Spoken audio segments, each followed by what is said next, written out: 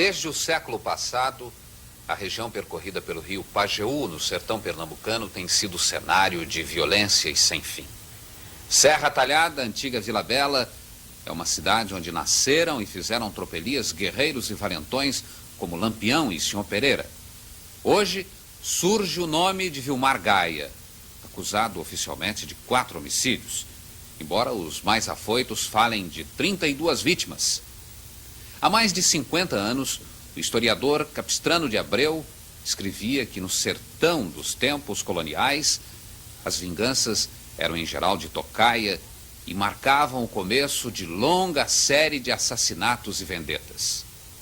Atualmente, apesar dos estertores do coronelismo clássico, muita coisa permanece igual.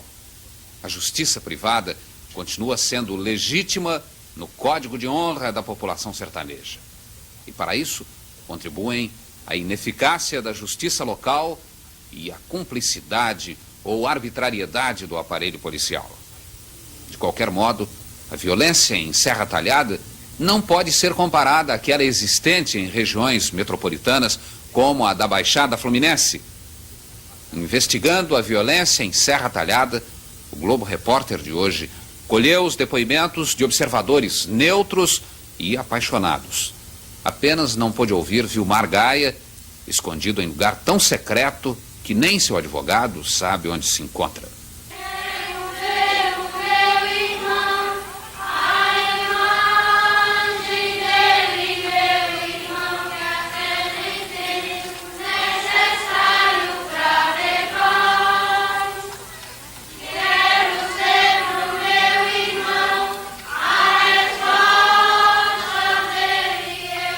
Serra Talhada tem 65 mil habitantes, mais de 30 mil na sede.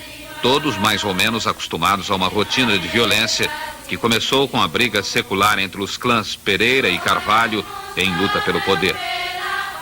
Luiz Lorena, um Pereira legítimo que já foi prefeito da cidade durante 10 anos, é ainda uma espécie de eminência parda de Serra Talhada. Ex-fazendeiro e funcionário aposentado, hoje proprietário de uma rede de farmácias, Lorena é um registro vivo do passado e do presente da cidade. A história nos indica que a família Pereira governou o município de Serra Talhada de 1851 até 1907.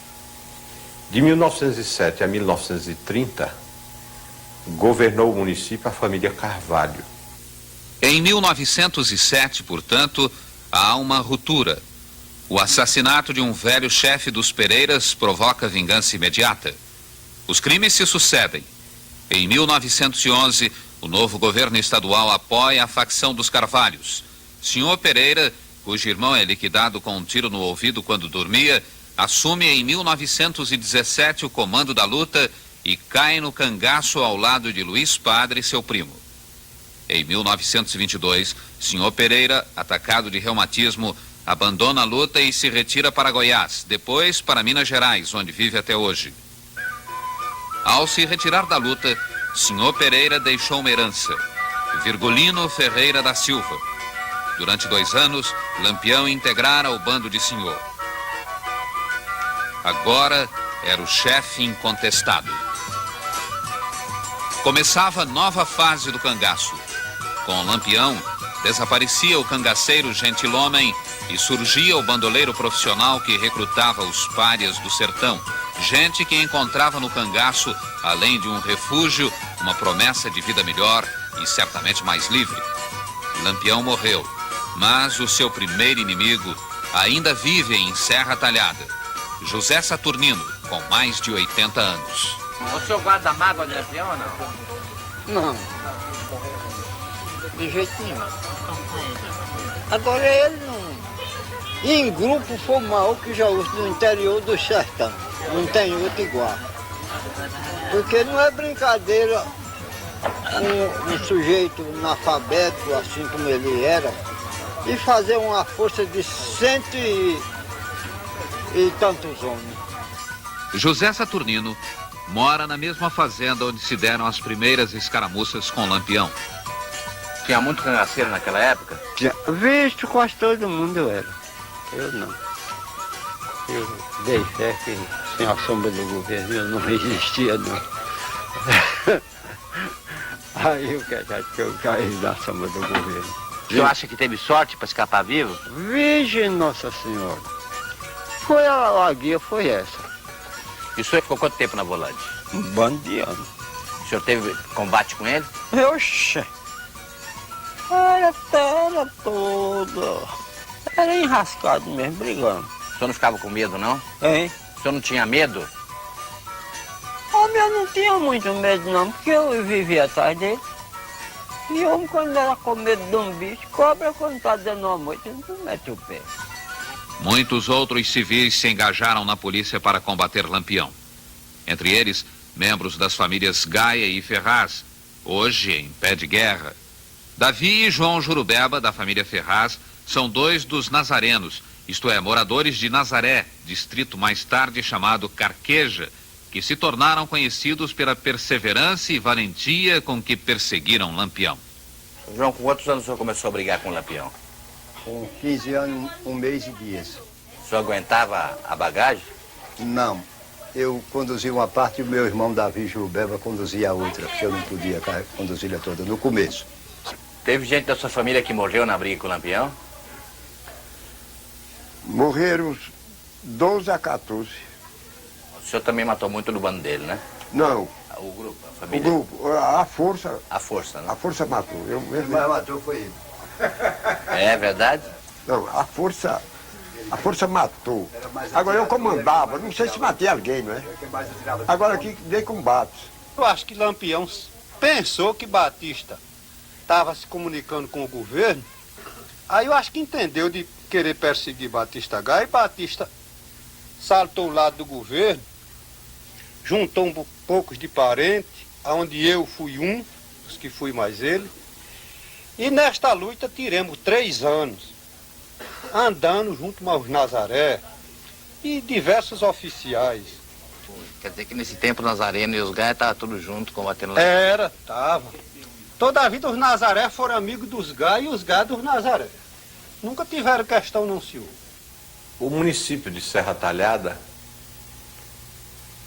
sempre pertenceu, em sua grande parte, sobretudo lado norte e lado oeste, à família Pereira. Esse fato decorre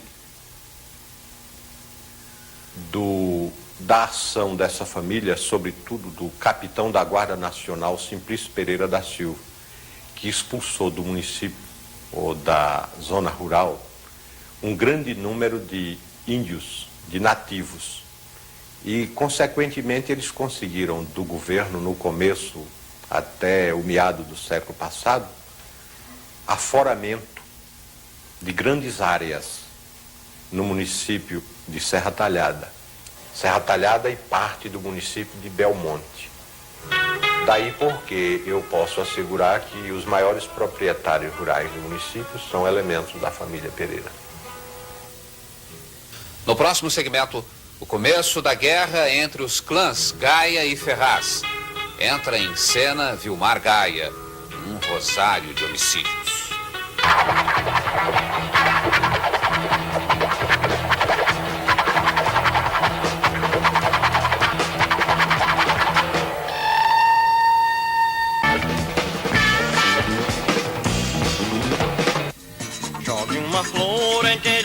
No ano de 1975, Vilmar Alves Magalhães, por Vilmar Gaia, começa a tornar-se um mito. Nascido em 1949, Vilmar fez exame para a Polícia Militar quando a briga ainda não tinha começado. Foi reprovado. Segundo algumas versões, ele foi informante da polícia durante algum tempo. Qual a atual situação jurídica de Vilmar Gaia? Vilmar Alves Magalhães, Vilmar Gaia, responde atualmente a 4 processos. 3 em Serra Talhada e 1 na cidade de Salgueiro. Apesar de, inicialmente, a acusação era de que ele responderia por 32 homicídios. Não há pronúncia em nenhum desses processos. Ele está em liberdade em virtude de habeas corpus, que anulou a preventiva que o levou à prisão. Apenas nós não podemos saber, porque esses processos já estão concluídos, quando ele será pronunciado. E como ele não sabe se essa pronúncia chega primeiro mandado antes da notícia, é que ele está atualmente em lugar incerto e não sabido nos sertões do interior do Brasil. Os jornais também falavam de uma guerra santa entre as famílias Gaia e Ferraz. Os Gaia, apelido tradicional que se incorporou ao nome oficial da família Magalhães, são agricultores estabelecidos há uns 80 anos no norte do município, ao redor do distrito de Santa Rita. São mais de 1000 pessoas que ocupam uma área de 18 quilômetros de comprimento por 1 quilômetro de largura, com mais de 50 propriedades que medem de 20 hectares a 1000 hectares. Essa área chama-se São João dos Gaia. A terra é fértil, dá milho, algodão, feijão, arroz e cana. A família Ferraz, também tradicional, é composta de comerciantes, fazendeiros médios, funcionários públicos.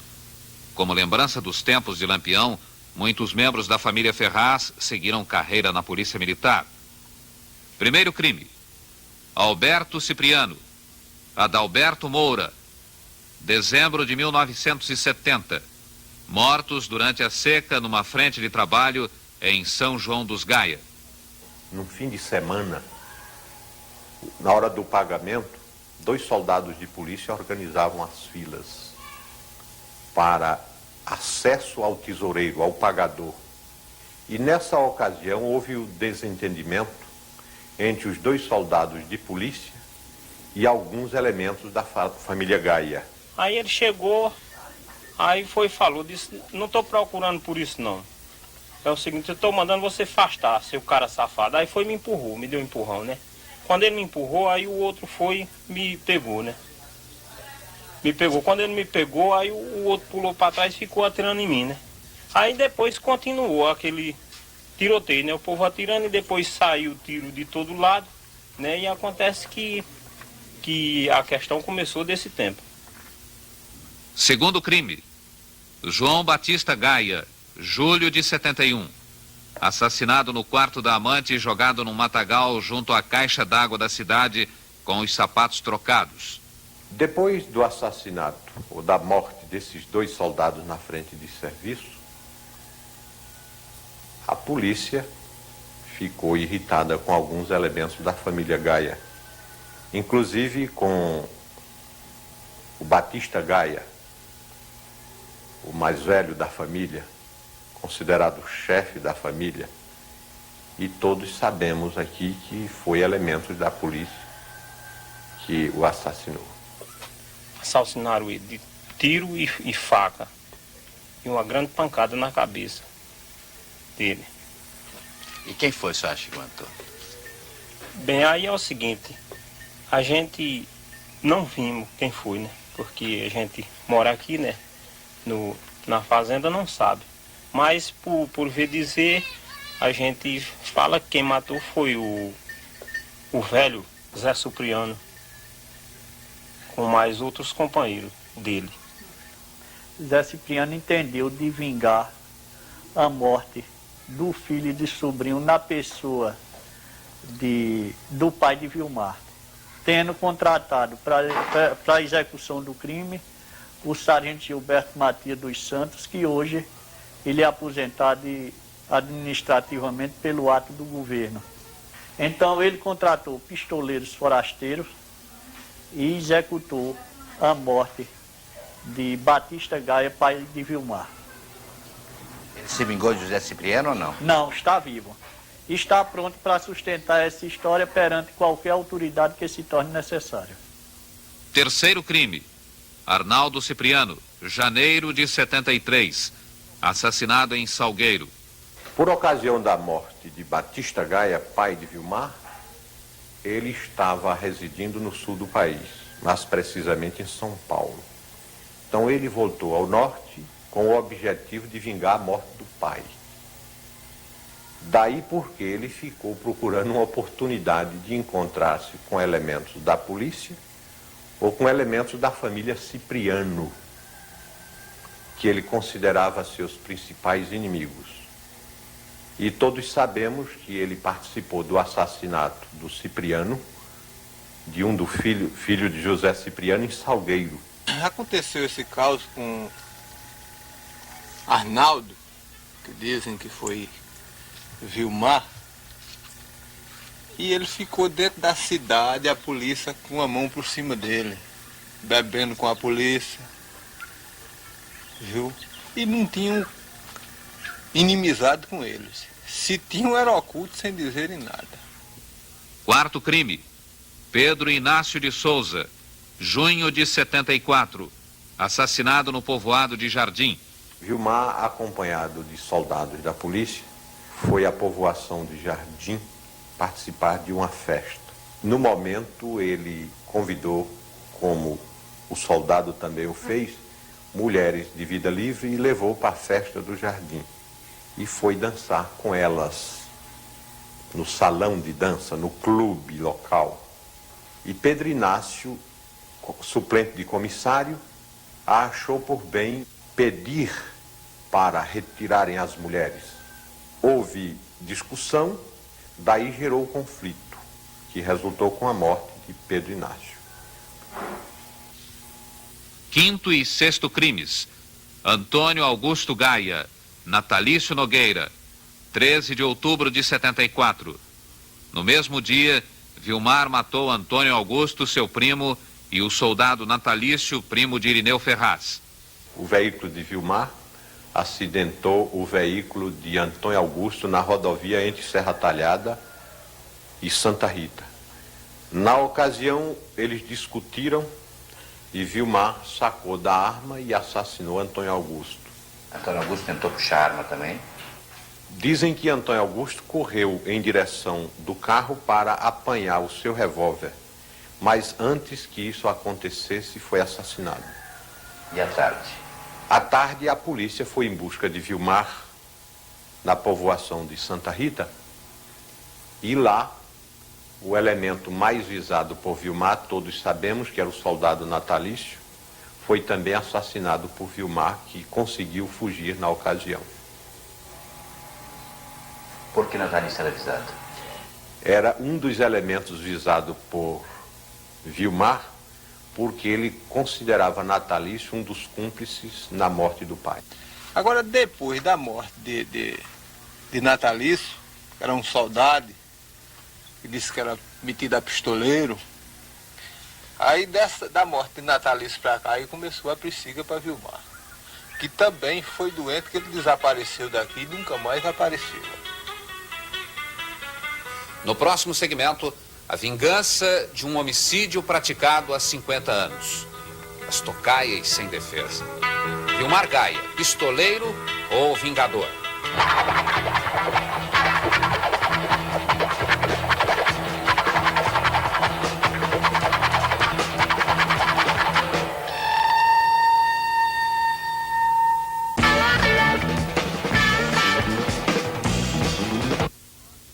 No sertão, os ódios costumam durar muito tempo, e a vingança, mesmo não vindo a cavalo, acaba chegando.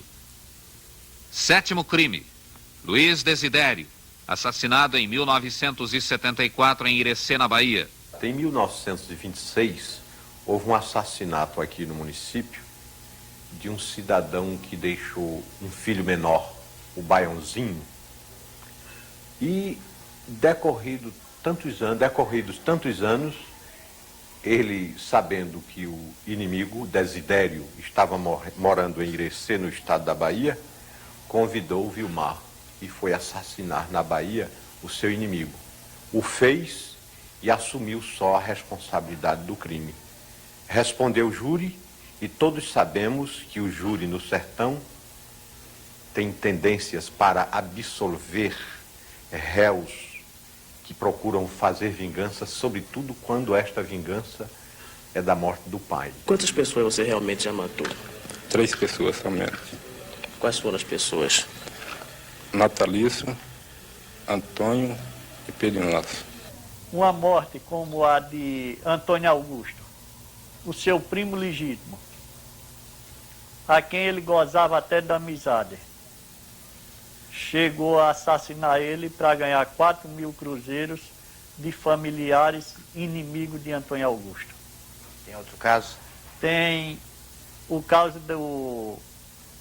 de Biara, no Barrocão, para ganhar 1.500 cruzeiros. Aliás, um dos primeiros crimes dele foi esse.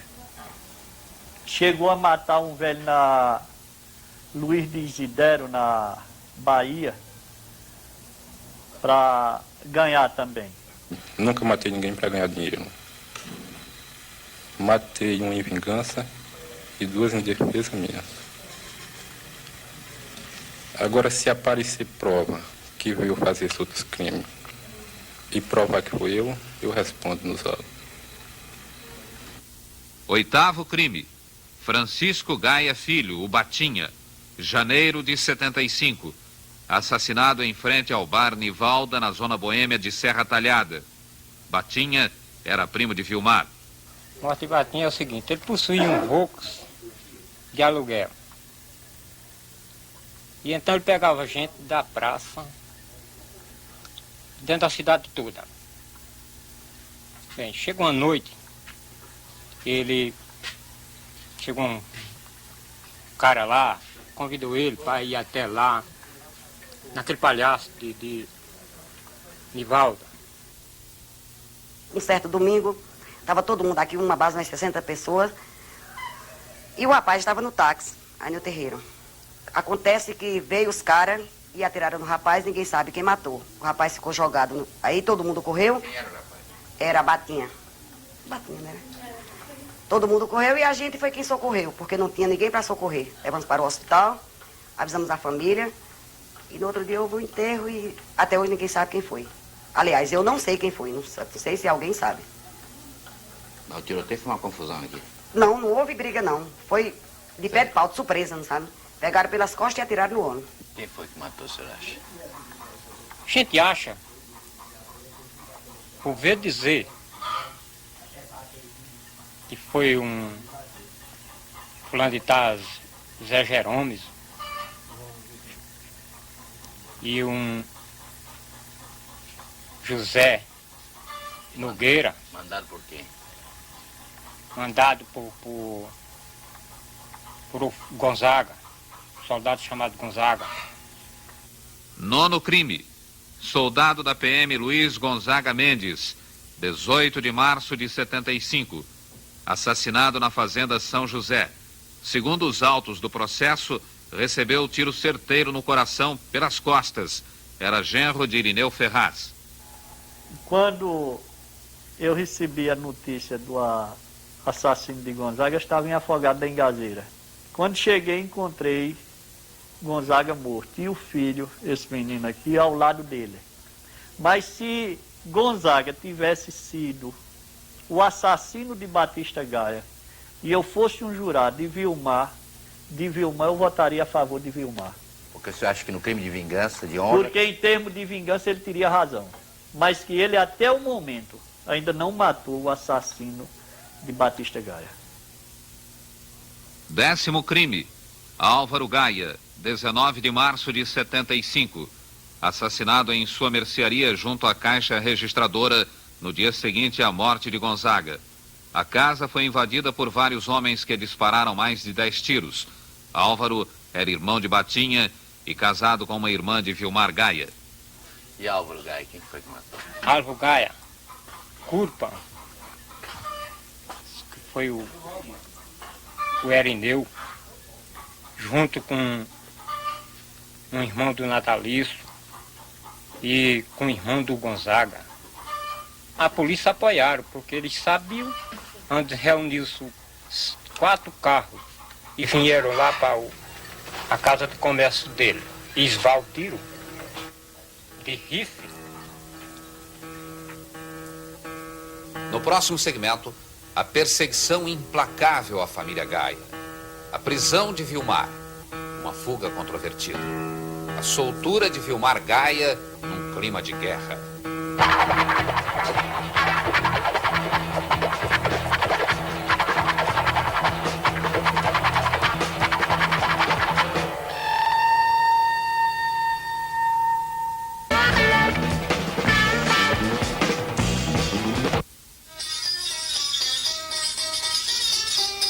De outubro de 1974 a março de 75, a família Gaia sofreu muito. Não conseguindo encontrar Vilmar, a polícia perseguia os Gaia. Proveniente desses causos, fomos homens que ficamos perseguidos pela própria polícia, pelos inimigos que se reuniam com a polícia para vir espancar as famílias, como aqui mesmo na minha região, aqui eles amarraram gente, espancaram, fizeram mulher deixar a criança perdida pelo mato.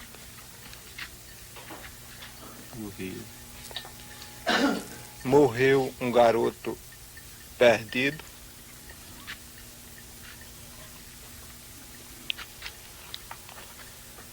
E como por... é que morreu? Hein? Morreu como? Ora, se a mãe com medo deixou o garotinho inocente, perdeu-se.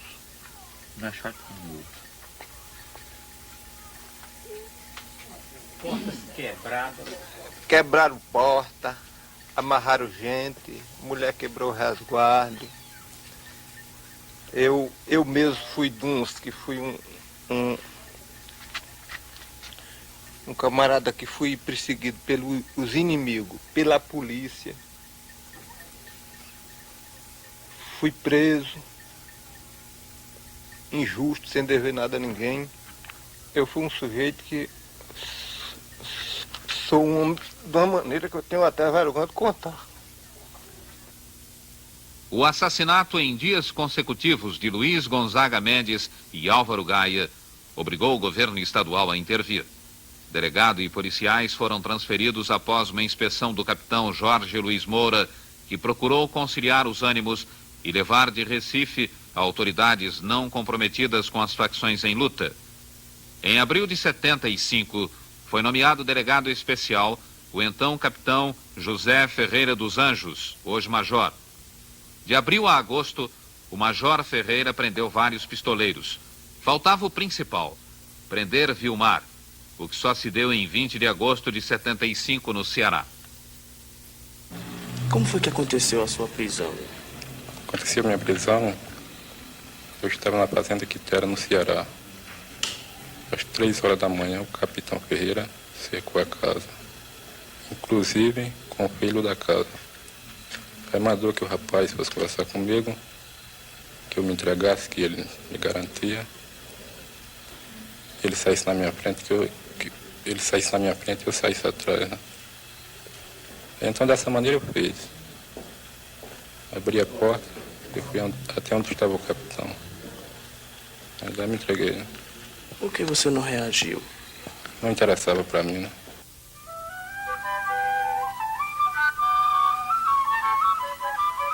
Recolhido à cadeia do quartel da PM em Serra Talhada, porque as celas da delegacia não ofereciam segurança, Vilmar ficou preso durante 3 meses. Nessa época, o mito do Vingador já estava formado. Vilmar Gaia era um cara, assim, ele não é muito alto, ele é baixinho, né? Ele gosta muito de se comunicar com todas as pessoas que vão na delegacia falar com ele quando ele estava aqui. Bonito.